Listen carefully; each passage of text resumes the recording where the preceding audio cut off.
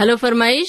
मध्य प्रदेश शहडोल जिला ग्राम तितरा से ब्रिजेंद्र प्रजापति बोल रहा हूँ मैम। जी बताइए। बहुत सालों से ट्राई कर रहा था मैडम फोन की, लेकिन आज पहली बार मेरा फोन लगा। मैं पहले सुना करता था रेडियो, अभी तो क्या डिजिटल जमाना हो गया तो मोबाइल में सुनते हैं मैडम। आज तो आपका फोन लग गया है। मैं अभी स्टूडेंट था मैम, पढ़ाई मेरी खत्म हुई है। जब मैं 5th क्लास में था तब से रेडियो ने मुझे बहुत कुछ सिखाया। उस समय कार्यक्रम आया करते थे, मन चाहेगी, SMS के तराने, VBS के बहाने। कार्यक्रम का नाम है SMS के बहाने, VBS के तराने, ये प्रोग्राम हुआ करता था। और ये सभी कार्यक्रम आया करते, सुना करते। मैं रेडियो से ही बड़ा हुआ हूँ मैम। आज भी मेरी मतलब बोलने की जो शैली है, इंसान था बहुत ज्यादा, मेरी बोलने की टेक्निक नहीं थी, लेकिन रेडियो ने मुझे बहुत कुछ दिया। क्या बात है। तो आपने कहा बहुत कुछ सिखाया, क्या कुछ खास सिखाया जरा बताइए ना। कोई बात होती है जो हमारे जहन में बैठ जाती है, कोई चीज सीखते हैं तो कोई खास बात सीखी हो तो बताइए। क्या है मैडम, मैं सखी सहेली ज्यादा सुना करता था। मैं एक पुरुष हूँ, फिर भी सखी सहेली मुझे पसंद आया। जो आप जीवन जीने की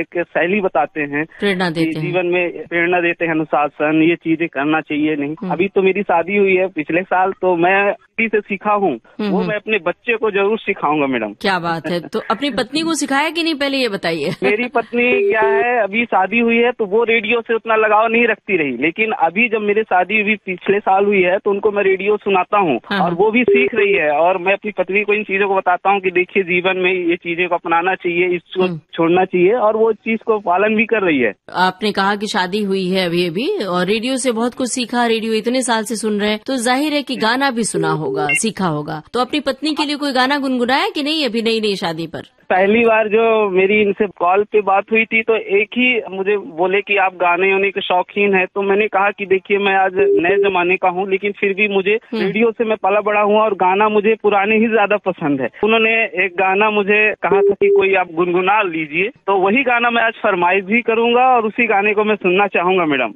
लता जी की एक गाना है, लग जा गले ये हंसी रात हो न हो, शायद इस जन्म में मुलाकात हो न हो। और लता जी मेरे फेवरेट गायिका है मैम। क्या बात है। और पर्दे पर साधना गा रही हैं, ये गाना है ना?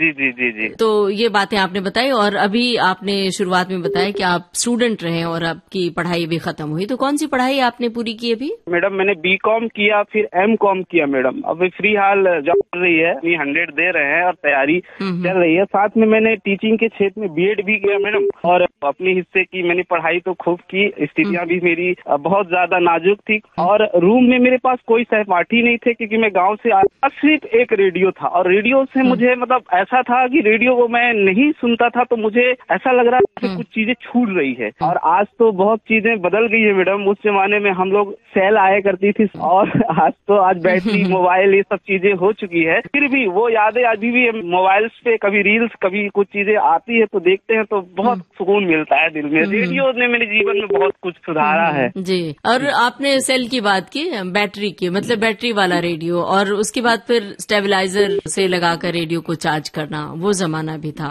और अब मोबाइल पर आप रेडियो सुन लेते हैं। कितने तरह के जमाने बदल गए। और आपने बताया कि MCom कर रहे हैं, तो MCom करने के बाद आपका क्या इरादा है? कुछ सपना होगा, कोई ख्वाब होगा? BEd भी किया, क्या बनना चाहते हैं? मेरा टीचिंग के क्षेत्र में जाना था मैडम, लेकिन हो नहीं पा रहा। मैंने 1-2 बार ट्राई भी किया है, मेरिट में मैं कट जा रहा हूँ, लेकिन अभी मेरे प्रयास जारी है। मुझे यकीन है कि परमात्मा की कृपा रही और मेरी मेहनत पर अगर विश्वास रहा तो एक दिन मैं सफल होऊंगा। मेरा टीचर बनने का बहुत बड़ा सपना था कि मैं टीचर बनूं, क्योंकि आज भी ऐसा लग रहा है पढ़ाने में, रेडियो से जो चीज सीखा हूँ वो मुझे लगता है कभी मैं अपने स्टूडेंटों या बच्चों को शेयर करता। और वो चीजें मुझे रेडियो ने एक हीरा वाला चीज सिखाया मैडम, जो आज के टाइम पे कुछ चीजें किताबों में भी नहीं मिलती, लेकिन रेडियो से इतना निचोड़ हमको सिखाया है कि मतलब लगता है कि वो चीजें शेयर करूं, लोगों को जीवन जीने का प्रेरणा दूं। और पढ़ाई ही जरूरी नहीं है, जिंदगी जीने के लिए भी जरूरी होती है। रेडियो ने मुझे सिखाया है। सही बात है। पाठ्यक्रम की पढ़ाई के साथ साथ जीवन का अध्ययन भी बहुत जरूरी है और